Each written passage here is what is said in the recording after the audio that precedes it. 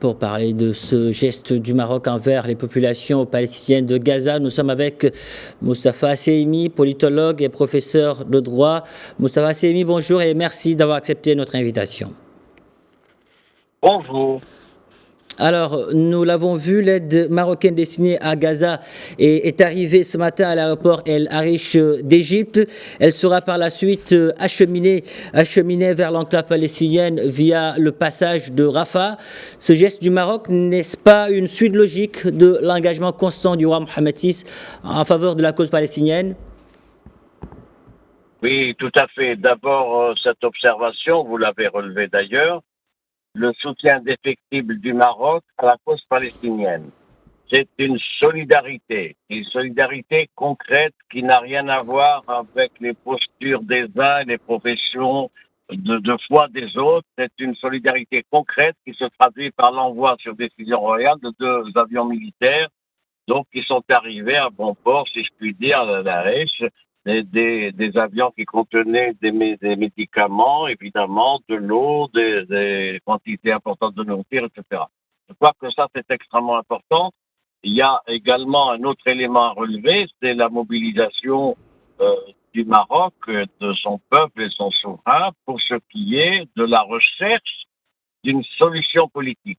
Ça a été d'ailleurs évoqué à différentes reprises par le souverain dans ses discours, et ça a été rappelé par le ministre des Affaires étrangères Nasser Bourita lors de la réunion du sommet de la paix qui s'est déroulé samedi dernier au Caire. Le responsable de notre diplomatie a insisté sur le fait que le Maroc demeure attaché à l'option de la paix, à la réalisation de la stabilité, de la prospérité et du progrès pour tous les peuples. Et il a également précisé que le gouvernement marocain était tout à fait disposé, en coordination avec tous les autres partenaires, à s'engager dans une mobilisation internationale pour mettre fin à la situation tragique et dangereuse à Rabat. En même temps, le programme et la vision marocaine est toujours celle de la recherche d'un processus de règlement. Sur quelle base? Sur la base des résolutions, il faut le rappeler, de 242 243 du Conseil de sécurité de décembre 1967, c'est-à-dire 6 mois après la guerre des 6 jours, de juin 1967. Et ces résolutions disent quoi? Le retour aux frontières du 4 juin 1967, la recherche d'une solution négociée entre les parties, en l'occurrence donc la Palestine, l'autorité palestinienne à l'époque qui n'existait pas encore, mais il y avait une direction palestinienne et l'État d'Israël.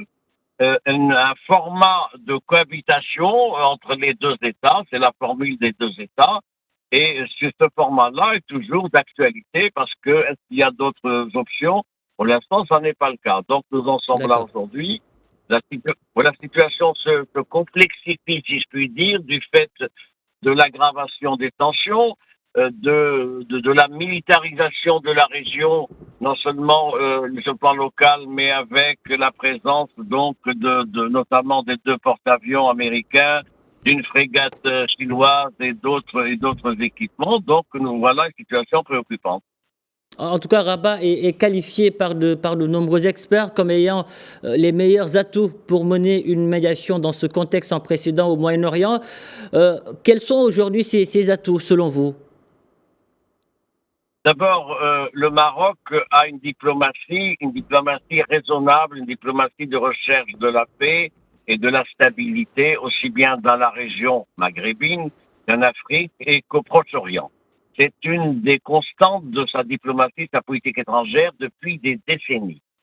Deuxième observation, le Maroc aujourd'hui a un statut particulier, lequel lui dispose d'atouts, vous l'avez relevé. Les atouts, c'est-à-dire c'est un des rares pays pratiquement qui peut être à l'écoute des uns et des autres, des protagonistes. Il a d'excellentes relations avec l'autorité palestinienne, évidemment, avec des contacts permanents, un soutien, une solidarité. Par ailleurs, il a des relations normalisées avec l'État d'Israël. Et donc, il y a là un créneau d'intermédiation potentiel où le Maroc peut être en première ligne. Ce n'est pas le cas des autres pays arabes, vous le savez, ni même d'un certain nombre de pays occidentaux. Donc, voilà des positions de sagesse. qui sont une capitalisation d'une diplomatie, j'allais dire du juste milieu, mais une diplomatie donc conforme aux principes et définis par la Charte des Nations Unies, et je crois que c'est important. Le moment viendra, nous sommes aujourd'hui dans la séquence de la confrontation et de la montée des périls. Il faudra bien arriver prochainement, le plus tôt serait le mieux évidemment, à une séquence post-Gaza, si je puis dire, et forcément à la recherche et à la réunion des conditions devant prévaloir pour une négociation globale de la question palestinienne. Sur ce plan-là, la voix du Maroc est crédible.